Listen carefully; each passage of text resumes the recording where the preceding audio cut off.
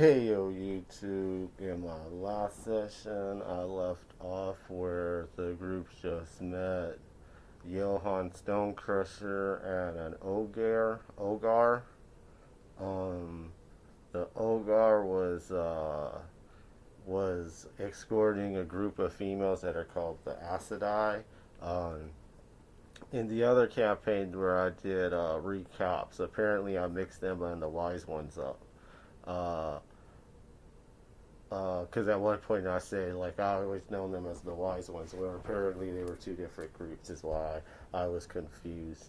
So we start off this session where after a week of me thinking about it, and I don't think any of the other players or the realized this at the time either, was like Johan pulls the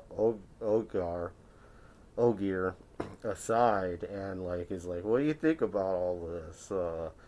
This girl just butts into our conversation, starts talking about the way, starts talking about armor ready, and the Ogier is named Dorap, and he kind of says that he doesn't know much about armor ready. Uh, and then Johann's like, well, she's very important. Or like I think he asked if she's important, and he says, yeah, she's very important, and the Titans kind of keep her secret. And we kind of go over what was said last week. And at one point, Nina's player is like, we said we know her, but she doesn't know us. Or if we see her, she wouldn't know us. And I'm like, that makes you even sound more suspicious. Um, from memory, I want to say that like at some point one of us, our Nina, said that we talked to already in dream walking. I do know Onyxgar says something about the structure. It says something about the painting that Ogier looks like. Like I know last week he asked if if members of their species came in with fur, and then he was like, "That's interesting. I guess some of us do. I never really thought about it." But like I said, once when Johan kind of brings up that it would kind of look suspicious, I think the rest of the group was like, "Yeah, it would." And at the end of last session, the representatives of the Wise Ones and the Brotherhood of Knowledge uh, that that we go through show up, because that's what Ioskar is doing. He's on the bottom of the map talking to them. Uh, Eventually, Nina notices they're down there, and like it's one of those, like, she notices when the player notices, like, oh, that's what's their name down there. Like, yeah, why do you think the DM asked if you stay on the top of the map instead of going to the bottom or going to Onyx? Because that's whenever Johan first started bringing up suspicions, and then I was like, well, I would step away. I wouldn't let Nina just stand there and listen to us. And then whenever the wise one and brother Bennett started talking to Nina, they kind of said like, "Hey, you would like your mission's supposed to be really secretive. We can't just go telling the first people we see. We have to get this cleared." And then even to a point, Onyxgar starts asking about the prizes we got last session, and and they're like, wait for the report. Don't do it here again. Your stuff is secretive. And I know Nina goes back and forth with the two groups more than once, but I know she brings up doing a meeting with having the Ogar and I don't think right now Johann's in the conversation, but yeah, having them go talk to the wise ones. Uh, and again, I don't know if it's now or a little farther in, but she because the Ogier says that he has to stay with the female sorcerers because that's what they are. Because at one point he says like they're a group of female sorcerers that are making a base by Titan Manor, and he's somewhat obligated to stay with them for a year. Um, and like I said, Nina tries to make plans for a meeting for like in 3 days for the wise ones, uh, and I think her name is Elizabeth or Isabel, something like that. The wise ones that's a representative for us. She kind of says like kind of narrow that down, kind of get a precise precise time that we could do this. At the end, she goes and talks to the, or whenever she talks to the ogre, she kind of says again something about 3 days. And Johann, I'll say there as Johann, and eventually Johann's like, bah, like forget this 3 day stuff. Let's go talk to him now, or let's schedule it tonight before he has to leave. And and then they're like, "Do you think it's that important?" I was like, "Well," he's like, "Well, I don't want to wait 3 days for this, and if you know the wise ones, that would clear up a lot of what you're saying." And then, like I said, Nina's going back and forth, so Nina goes down to talk to our brother Bennett and the wise one. It says something about what if we do a thing, and she's kind of like the dwarf is with them, and then, like I said, the DM's like you heard last week the dwarf and the ogre are here for two different reasons. The ogre is escorting them, and Johann's here with a group called the Manny. And then when Johann's waiting around, I start asking the DM like, who in Johann's group that came here would want to know about this. And at first the DM doesn't really get what I'm saying and stuff. And then eventually I'm like, I just kind of want to know like who's the head honcho. And then he's like, oh, of course that would be uh, like one of the elders or the leader of the Manny. So Johann ends up record. He says Basker. He tells Basker to go and get him.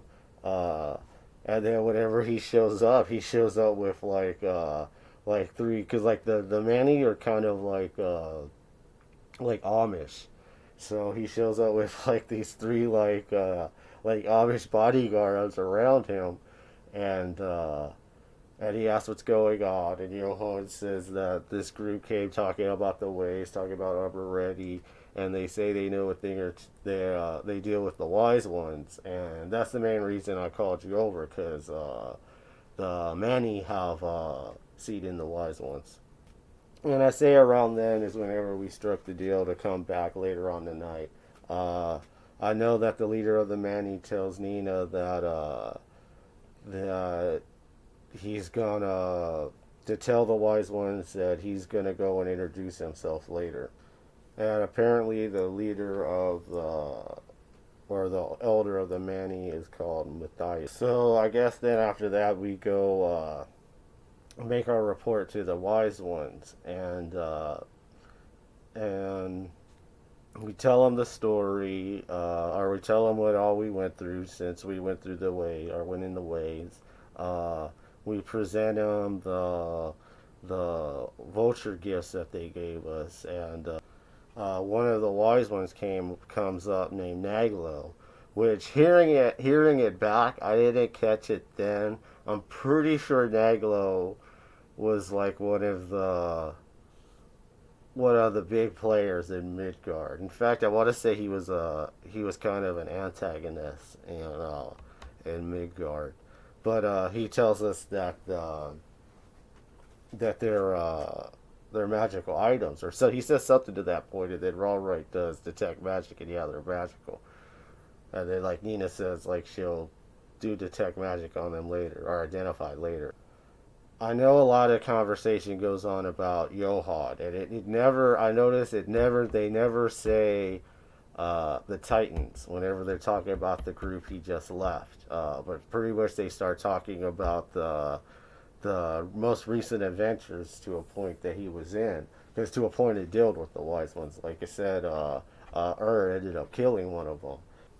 And then I want to say at one point, Onyx Gars asked, so if Johann's here, is this group you're talking about around? And they're like, no, they're for whatever reason he left them.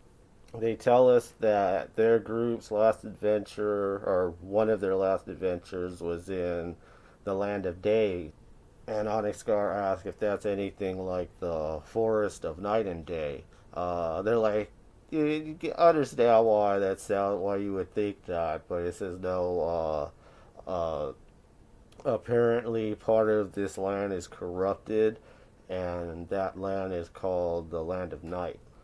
And then when we go and rest, like I said, our group's been up for like 24 hours. Like when I asked the DM later on, I was like, technically we should have been taking exhaustion rolls. Uh, the DM was like, yeah, maybe. I'm not sure what the timeline was when we got into our fight. So I don't know if we were at like 12 hours during the third fight and we've been traveling for 12 hours or what. But Onyx gotta go straight to sleep like the whole time. Like I have a feeling the DM was gonna do something with me, but I said I just do like a lion and sleep the whole time there until the next meeting with Johann and them come up. And Nina ends up identifying the vulture items that we got. The vulture tongue or the vulture feather summons 44 vultures. They are not under your command of user. The tongue of the vulture. Eating this tongue grants the ability to talk to animals. Later on, we ask if what the time limit for that is. The DM says he has to look into it. Whenever I saw Raw Rights player, and I tell him we went through or we should have felt the vulture riddle, the vulture dimension riddle. Apparently, he already seen the stuff too, so he was like, "Who got this? Who got that?" Of course, then again, maybe he just saw this post because that's what I'm looking at. The DM posted it in our chat. Raw Rights player was like, "They're totems. We should be able to keep it." So yeah, I guess he would have seen the thing and not just read it. Uh, uh, the skull of the vulture. This body part can be worn as a helmet. It grants advantage on all deception, intimidation, persuasion, and insight checks if possessed by a vulture, and grants disadvantage on all of these skills when possessed by a non-vulture. And then the eyes, eating them grant you true sight. But see, this one does say a time limit, 1 minute. So I'm wondering if the other ones are permanent, and if that one's the only one. And then the rotten, or the rotten intros take a bonus action to eat and grants immunity to fear. And I want to say about halfway through the last meeting, or the first meeting, I realized we weren't getting much done. Like it was already like 11, creeping on 12, and I was like, we still got the second meeting to go. Like, it's gonna be one of those nights where we just role play. And part of that was me too, because I was definitely interacting and asking questions and stuff. But we get to the second meeting, and Johann shows up with his whole little entourage that he came to Fort Tar with, which is of course, the two that I was already with, the Morgana and Basker. Uh, and then he has the three apprentices that were, whatchamacallits, that whenever he defeated them in battle, they had to become white robes and become servants for him for a year. And he's just been teaching them to forge steel. But one of them was from the games that they. One of them was like the captain of the team, and like he kind of had this like. Initially, I want to say the picture looked more Samoan. But the reason I'm bringing this up is because the DM put new pics for all three of them, and the Asian dwarf character that came along with us. But the new one, he looks like he really looks like an Aztec Indian that's like in all white. The the Asian Indian looks like the old man in Big Trouble in Little China, or I want to say he was the actor who was the boss in Three Ninjas. They also the Lollipop Kid is with them, and again, same thing. He has a new pick, and I think all of these picks look great. The Manny going first.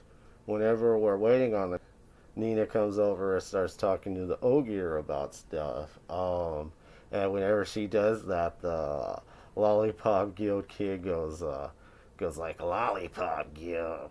Or she says it. I want to say he says it like he's attracted to her. And like she looks at him funny. Uh, I don't remember exactly what her conversation was, but she ends up going back, and then the same thing.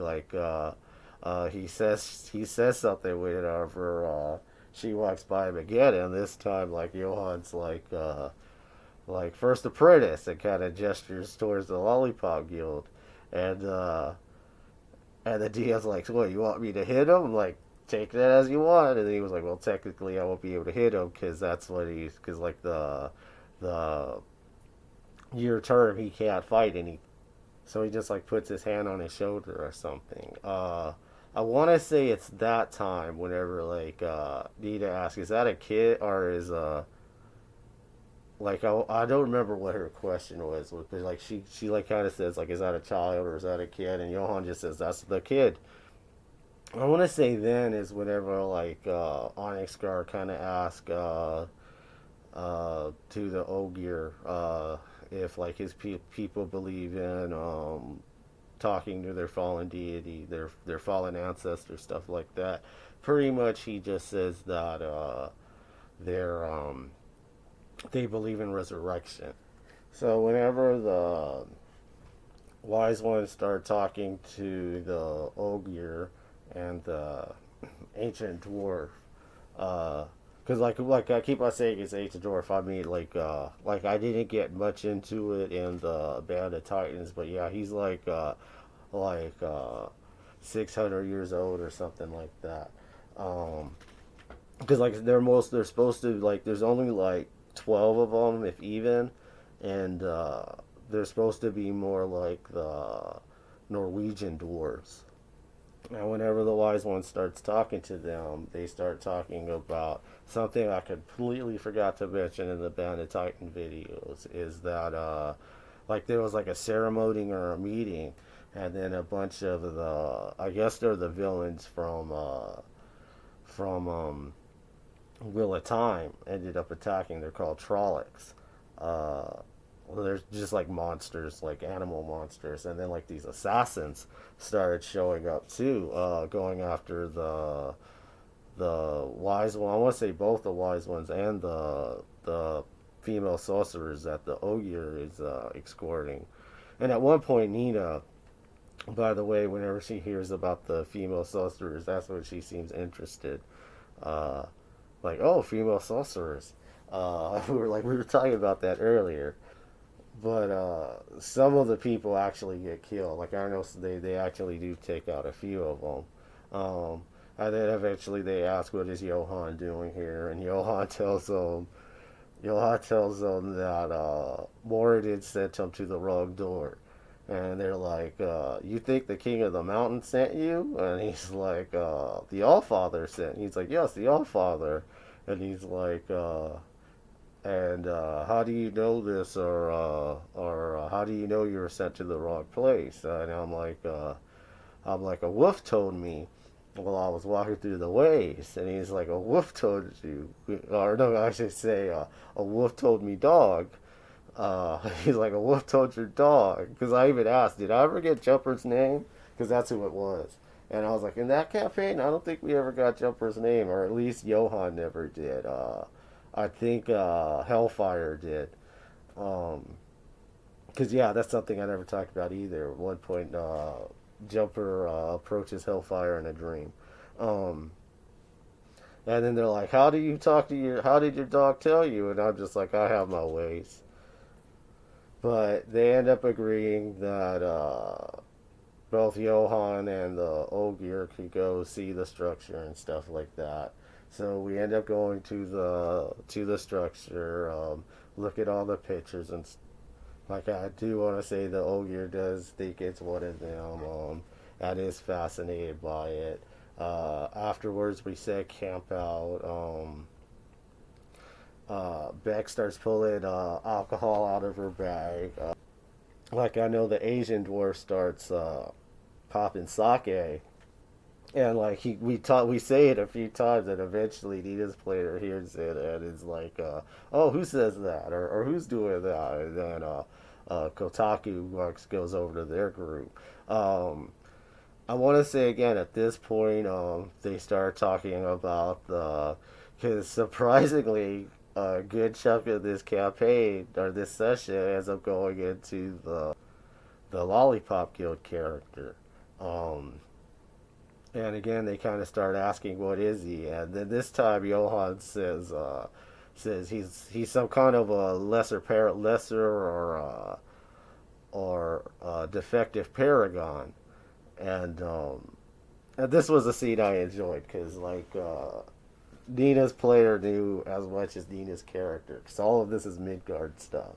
And then I want to say Beck is he's like a paragon, a copy of a person, and and Beck's like a clone, and he's like a paragon. Just looks at him confused. And then, like I said, Nina's player is like when he first said Paragon, I was thinking like a prodigy, and then he starts saying like what the definition of a paragon. Like the paragon is like the best, the top of like the species. And I'm like, yeah, that's. And he's like, well, that's why I say he's lesser or defective because the paragons in Midgard are far superior. Um, and then that completely leads into a conversation about Midgard, where Nina starts asking about do you know about is there a Darval in Midgard? And like I asked the DM, he's like, no, you never heard of Darval. Uh, and then she pulls out a map and starts pointing at spots, or starts pointing like here. And I tell them that see the problem with that is when me and the DM went over old maps of Midgard, they're completely different from Mistral. Yeah, like the DM was shocked. He was like, "Wow, I remember some of this completely different." And then the DM's like, "Yeah, the terrain of Midgard is not the same." And then he asks, "Well, do you have a map of Midgard?" And then I go, "Well, is there a map in the Chronicles?" Because Johann carries around a journal of that tells the big campaign, the big party story from Midgard.